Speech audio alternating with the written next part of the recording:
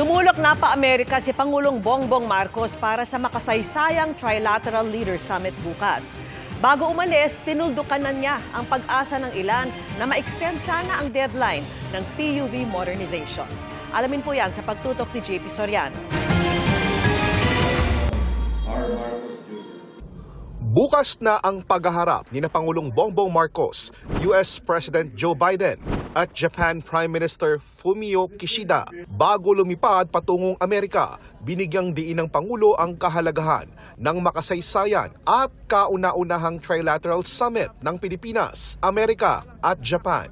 The main intent of this trilateral agreement is for us to be able to continue to flourish, to be able to help one another, and of course, to keep the South China Sea as a freedom, to keep the peace in the South China Sea and the freedom of navigation in the South China Sea. Sabi ng Pangulo, hindi naman tungkol lang sa isyu ng West Philippine Sea ang pag-uusapan ng tatlong lider.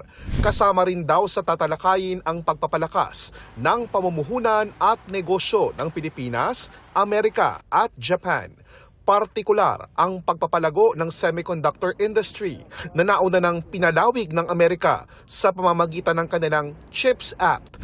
Bukod sa Trilateral Summit, magkakaroon din ng hiwalay na pag-uusap sina Pangulong Marcos at President Biden. Bago umalis ang Pangulo, dumalo muna siya sa isang town hall meeting tungkol sa mga issue sa transportasyon. Dito sinabi niyang hindi na palalawigin pa ang April 30 deadline para sa PUV modernization. Wala na pong extension yung modernization.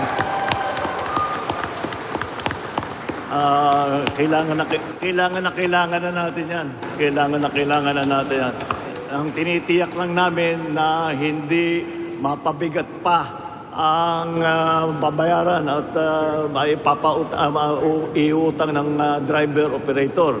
Kaya ginagawa nating maayos at ginagawa nating well-organized yung sistema na yan. Para sa GMA Integrated News, JP Soriano, nakatutok 24 oras.